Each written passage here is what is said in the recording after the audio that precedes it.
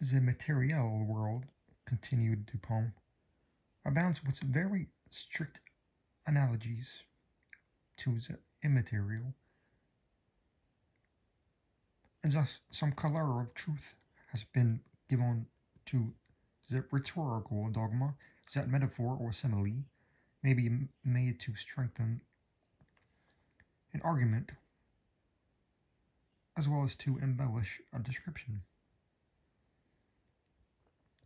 The principle of vis inertiae, for example,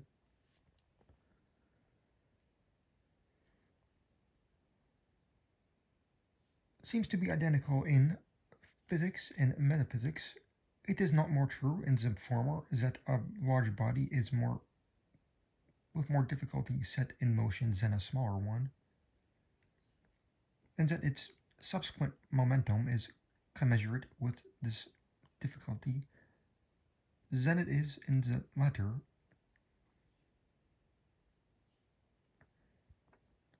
That intellects of a vaster capacity, while more forcible, more constant, and more eventful in their movements than those of inferior grade, are yet the less readily moved, and more embarrassed and full of hesitation in the first few steps of their progress.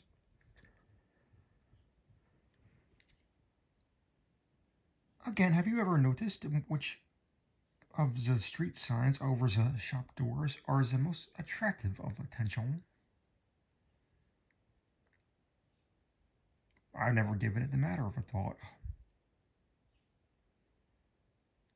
I said. There is a game of puzzles, he resumed, which is played upon a map. One party playing requires another to find the given word, the name of a town, river, state, or empire. Any word, in short, upon the motley and perplexed surface of the chart. A novice in the game generally seeks to embarrass his opponents by giving them the most minutely lettered names, but the adept selects such words as stretch in large characters from one end of the chart to the other. These, like the over largely lettered signs and placards of the street, escape observation by dint of being excessively obvious, and here the physical oversight is precisely analogous with the normal inapprehension by which the intellect suffers to pass unnoticed those considerations which are too obtrusively, and too palpably self-evident. But this is a point, it appears, with somewhat above or beneath the understanding of the prefect. He never once thought it probable or possible that the minister has deposited the letter immediately beneath the nose of the whole world, by way of best preventing any portion of that world from perceiving it. But the more I reflected upon the daring, dashing, and discriminating ingenuity of D, upon the fact that this document must always have been at hand, if he intended to use it for a good purpose, and upon the decisive evidence obtained by the prefect, that it was not hidden within the limits of the dignitary's ordinary search, the more satisfied I became that to conceal this letter, the minister has resorted to the comprehensive and sagacious expedient of not attempting to conceal it at all.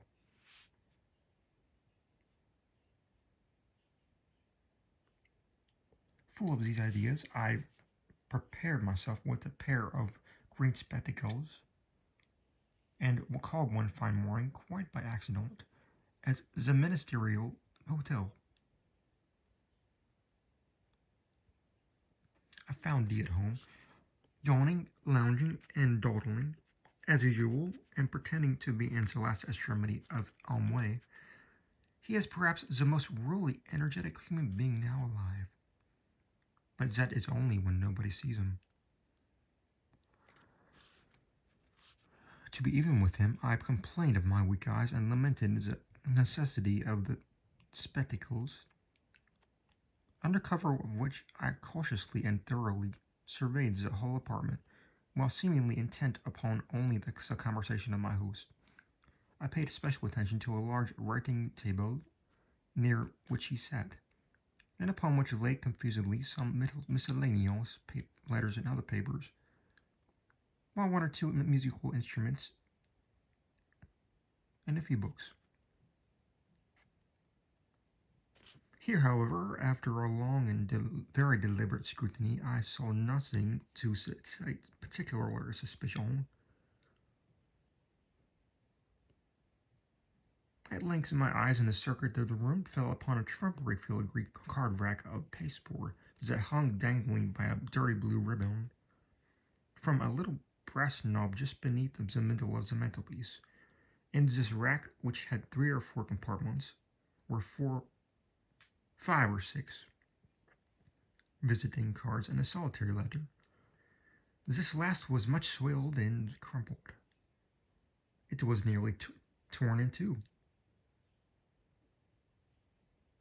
across the middle, as if a design, in the first instance, to tear it up entirely as worthless, had been altered, or stayed in the second. It had a large black seal bearing the D cipher very conspicuously, and was addressed in the diminutive female hand to D, the minister himself. It was thrust carelessly, and even, as it seemed, contemptuously into one of the uppermost divisions of the rack. No sooner had I glanced at this letter than I concluded it to be that of which I was in search. To be sure, it was, to all appearance, radically different from the one of which the prefect had read a so minute description. Here was a seal large and black, with the D cipher. There it was small and red, with the ducal arms of the S family. Here the address to the minister was diminutive and feminine. There's a superscription to a certain royal personage was markedly bold and decided. The size alone formed a point of correspondence, but then the radicalness of these differences, which was excessive, the dirt, the soiled and torn and continued condition of the paper, so inconsistent with the true methodical habits of D, and so suggested a design to delude the beholder into an idea of the worthlessness of the document. These things, together with the hyper-obtrusive situation of this document, full in view of every visitor, and thus exactly in accordance with the conclusions to which I have previously arrived.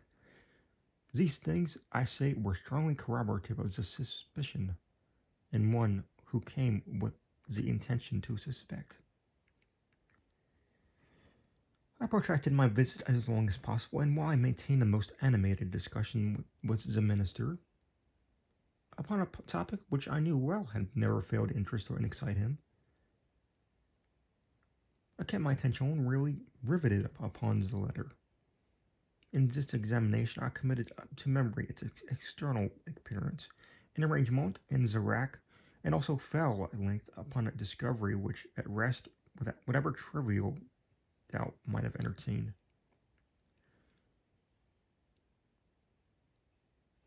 In scrutinizing the edges of the paper, I observed them to be more chafed than seemed necessary. They represented the broken appearance which is manifested when a stiff paper, having been folded once and pressed with a folder, is refolded in reversed direction, in the same creases or edges which had formed the original fold. This discovery was sufficient. It was clear to me that the letter had been turned as a glove inside out, redirected, and resealed. I bade the minister good morning and took my departure at once, leaving a gold snuff box upon the table. The next morning I called for the snuff box, where when we resumed, quite eagerly, the conversation of the preceding day. While thus engaged, however, a loud report, as if of a pistol, was heard immediately beneath the windows of the hotel, and was succeeded by a series of fearful screams and the shoutings of a terrified mob. Dee immediately rushed to a casement, threw it open, and looked out. In the meantime, I stepped to the card rack, took the letter, put it in my pocket, and replaced it by a facsimile so far regards externals, which had carefully prepared at my lodgings, imitating the D cipher very readily by means of a seal formed of bread. The disturbance in the street had been occasioned by the frantic behavior of a man with a musket. He had fired it among a crowd of women and children. It proved, however, to have been without ball, and the fellow was suffered to go his way as a lunatic or a drunkard. When he had gone, D came from the window, whither I followed him immediately upon securing the object in view. Soon afterward, I bade him farewell. The pretended lunatic was a man of my own pay.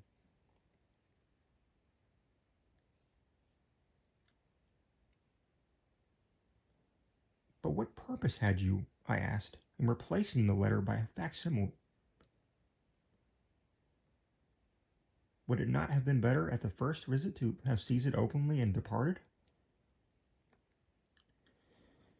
D, replied Dupont, is a desperate man and a man of nerve.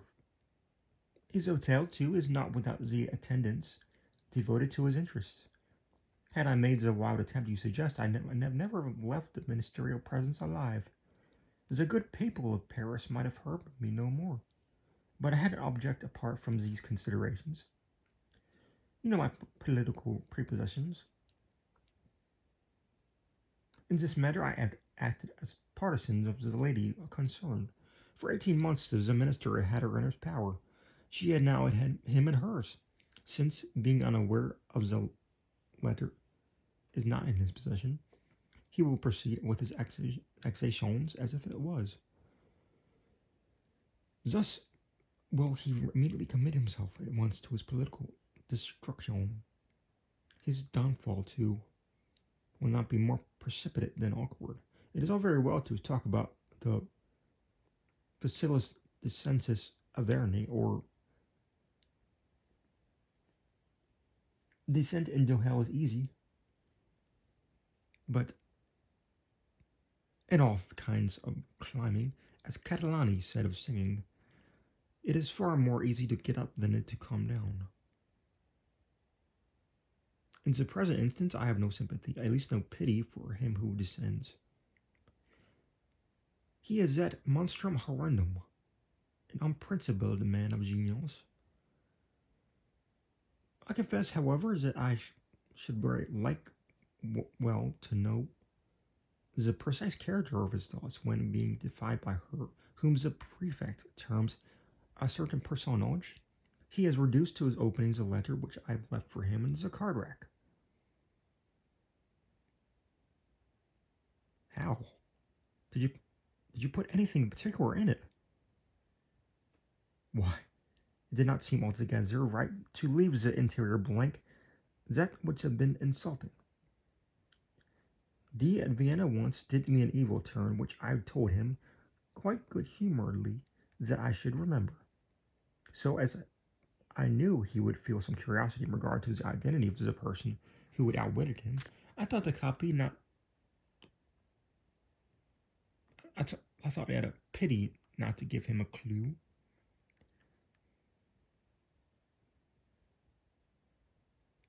He is well acquainted with my message.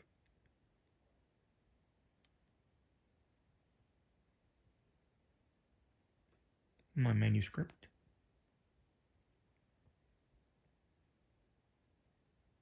My MS. And I just copied in the middle of the blank sheet of the words. A scheme so hateful, if it is not worthy of Atreus, is worthy of Thyestes, or alternatively, dignified by Thyestes.